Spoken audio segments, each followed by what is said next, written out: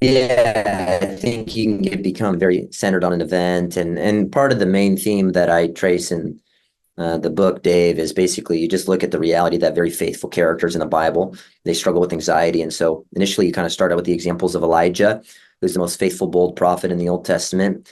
You have, at one point, he defeats 850 false prophets, calls down fire from heaven, declares that Yahweh is the only true God. And then in the following chapter, he's despairing and suicidal, praying that God would kill him because he's so fearful of Jezebel. So you have that situation. You have David, there are 42 kings in the Old Testament. There's only one of them that's identified as a man after God's own heart, and that's David.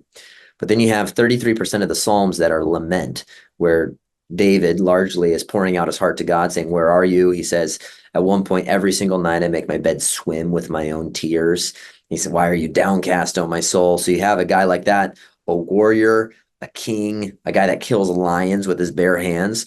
So it's a man's man who's saying, "I am despairing. I am anxious." You have a guy like Moses, who's the leader of 2 million people, takes on the Egyptian empire with the power of the Lord. But really, he's anxious about even the prospect of going. And he has a speech impediment, basically. He's saying, who am I that I go? There's so many different examples. You could have Job. There's 15 times the word blameless is used in the Old Testament, Tom. Only one of those times does it refer to a man, and that guy's name is Job. And Job has everything taken away from him in the opening two chapters of Job. But in the middle of the book, Job is saying every single night, my the tune of my life is tuned to mourning. It's like the lyre, and it's weeping. And I'm like a companion of jackals, meaning I stay up all night weeping and mourning and grieving. And that grief had given way to despair. Now, I use those for examples because those are, by and large, for the godliest heroes. We use that word hero in a biblical sense of the faith.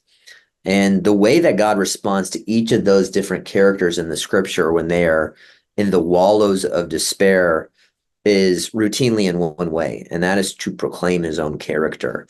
And you talked about our circumstances, and I think that's a great point, Dave, because, for instance, with Job's life had been torn apart by Sabaeans, Chaldeans, wind, fire, and disease.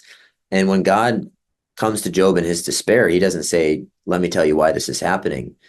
He says, "Job, gird your loins. Let me tell you who I am." And I think that's a paradigm shifter for a lot of people, is to go that in our anxiety, we typically want answers. We want God to explain why we're going through what we're going through.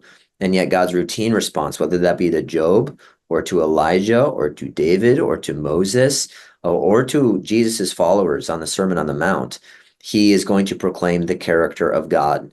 Now, there are different root causes of the anxiety that maybe we could consider, even in the context of Jesus' sermon on anxiety, starting in Matthew 6:25. He says, "Don't be anxious."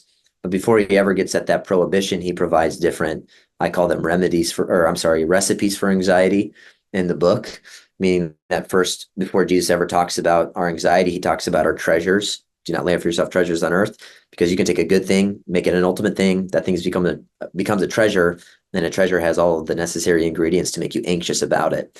Meaning, you talk about a 7-year-old with the soccer game. Soccer is not bad in of itself, but if soccer becomes an idol, becomes a treasure, then you become anxious about it. Then Jesus talks about our eyes. He says the eye is the lamp of the body. Then he says no one can serve two masters.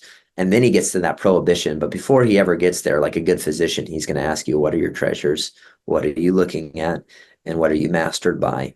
And then he provides that prohibition, but he doesn't stop there. And that's the big idea. God doesn't ever just say, snap out of it. He then, like a good physician, provides the remedy we most need. And the routine remedy throughout the scripture is the character of God. Not just an affirmation of that truth, but you use the phrase that I use throughout the book, which is fixing our gaze on the character of God, because faith is not a thing. Faith is an exercise. It's an action.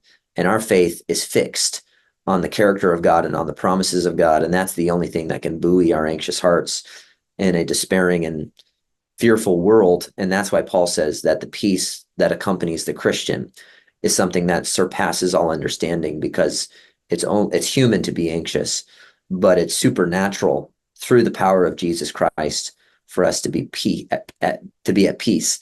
in a world that seems to have no peace at all.